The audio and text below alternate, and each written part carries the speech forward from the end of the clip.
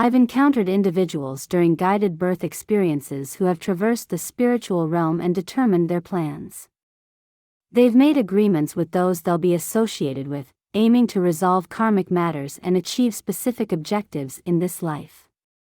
After taking them through the birth experience, they express the urgency to remember, but upon arrival, the memories fade as soon as they integrate fully into the physical body and begin living on Earth. The speaker emphasizes the significance of acknowledging that a baby is, at its core, a spirit entering a body, actively choosing various aspects of its journey.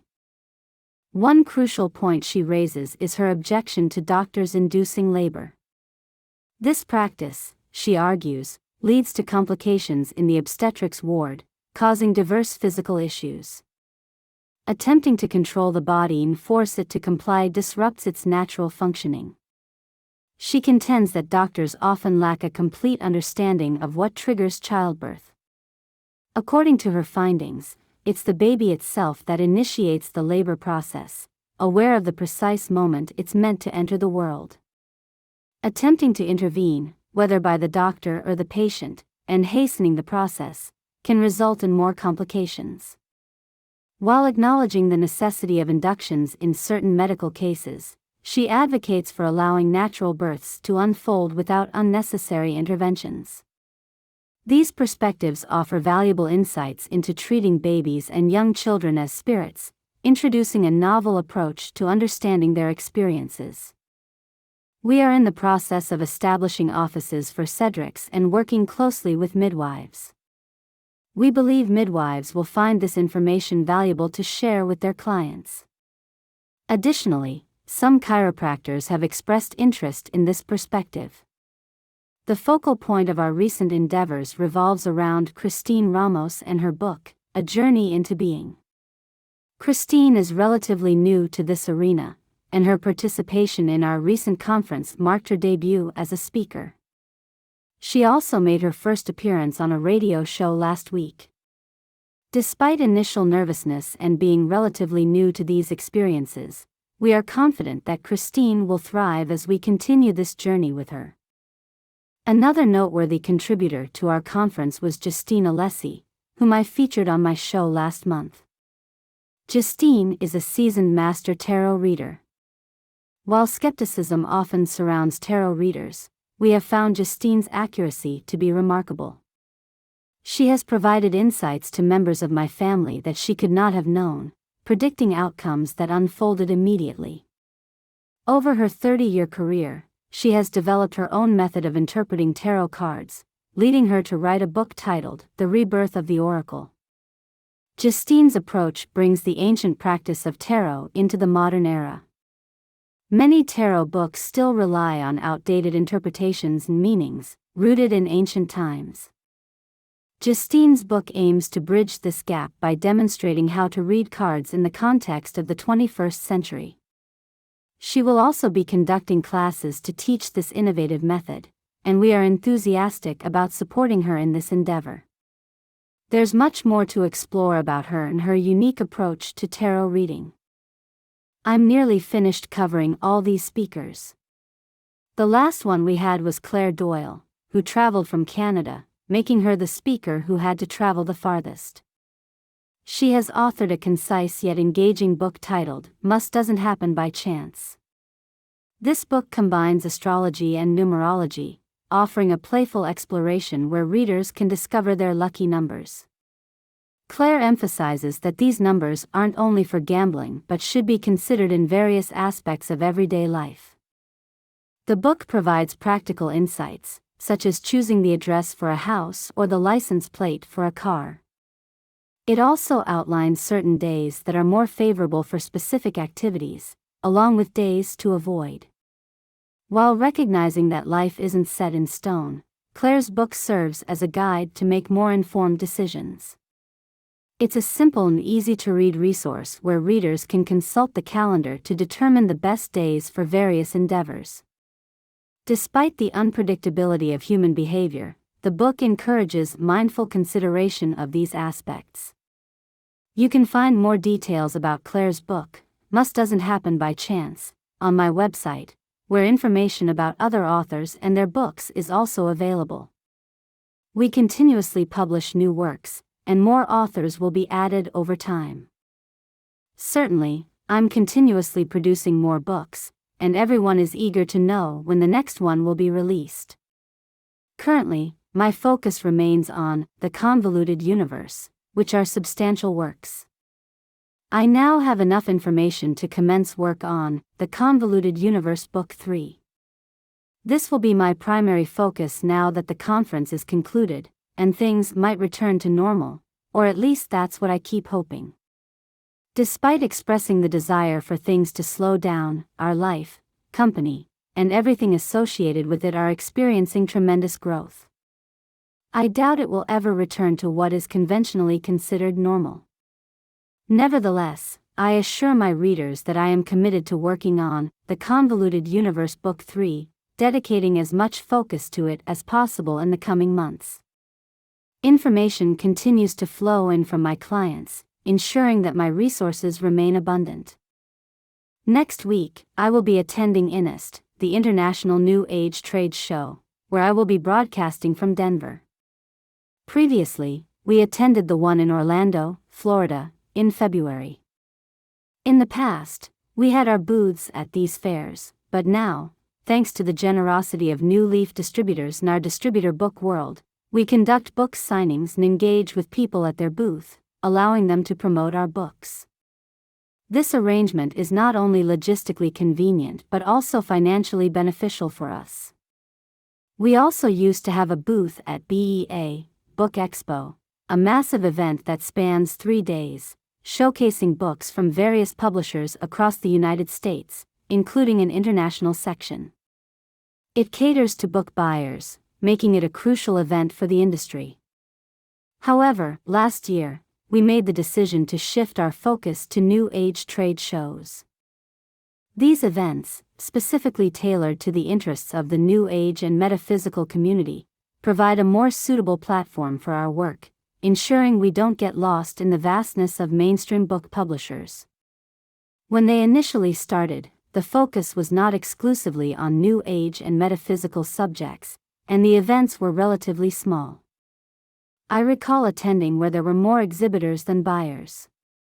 However, in Orlando, during my recent visit, I noticed a significant shift. They now host 2 events a year, one in Denver and one in Florida, both of considerable scale.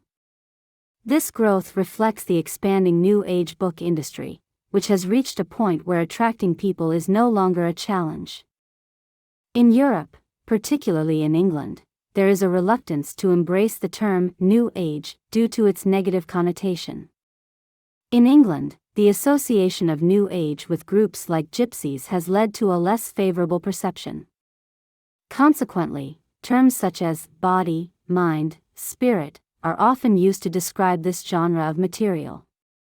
In European countries, they organize events like the Body, Mind, Spirit Expos, or have specific sections dedicated to this theme during book fairs in London and Frankfurt. Despite these nuances, in the United States, we still commonly refer to these stores and books as New Age.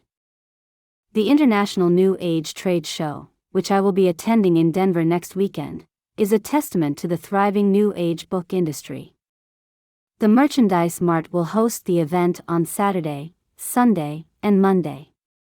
Our authors, including Dr. Bonnet, Christine Ramos, and Justine Alessi, will be present to sign their books.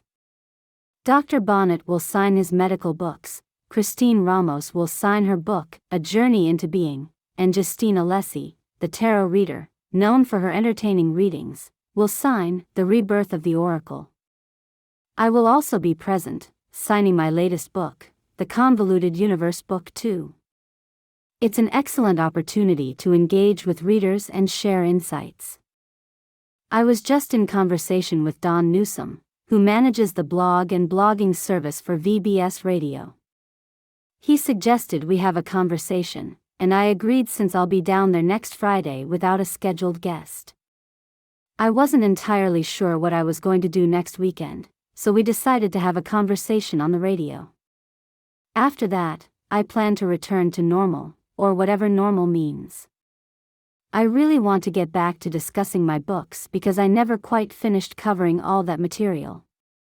I have so much content that I could do several hours of shows just delving into the material in my books. While I started having guests on the show, initially, I spoke about the Jesus books and those about life after death, but I haven't gone much further.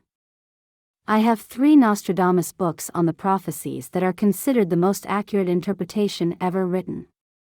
The story behind these books is remarkable and involves time travel, a topic I'll delve into in the future. I'll discuss how it happened, the prophecies, how many have come true since the 1980s when the books were first published, and the incredible depth of material that often leads to 3-day lectures when I present it worldwide. Now, I want to briefly touch on the time when we were working on the Nostradamus prophecies. It was a unique form of time travel, communicating with Nostradamus while he was alive in France during the 1500s, writing the prophecies. He emphasized that it wasn't communication with the dead or channeling but direct communication while he was living. He even refused to know his own future or how he would die. He provided instructions on how to locate him, and I used these instructions throughout the process of compiling the 3-volume Conversations with Nostradamus. He also gave me a test to perform, which I'll share more about in the future.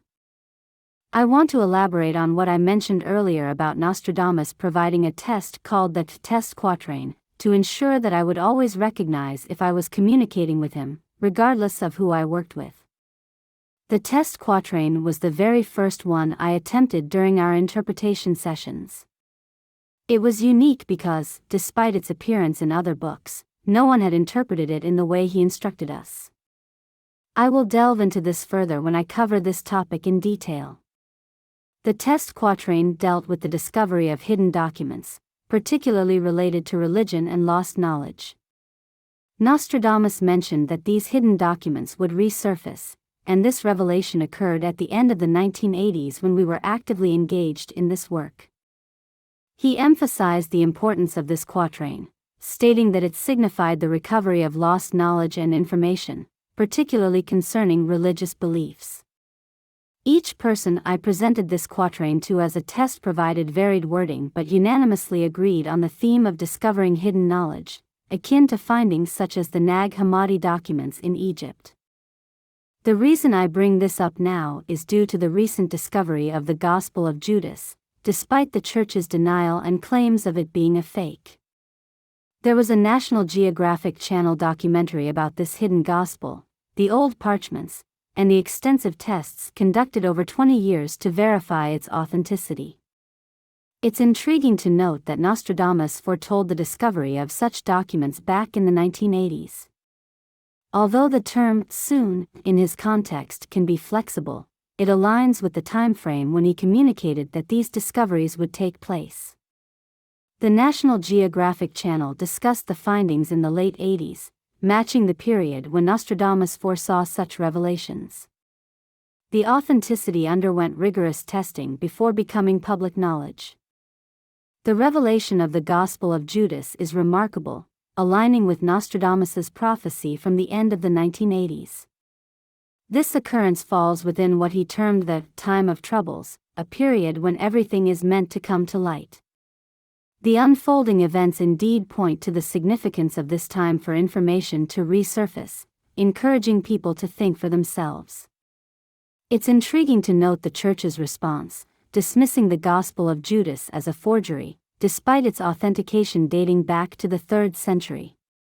The challenge arises when questioning why certain texts are considered authentic while others are labeled forgeries, especially when much of the Bible also traces back to the same period.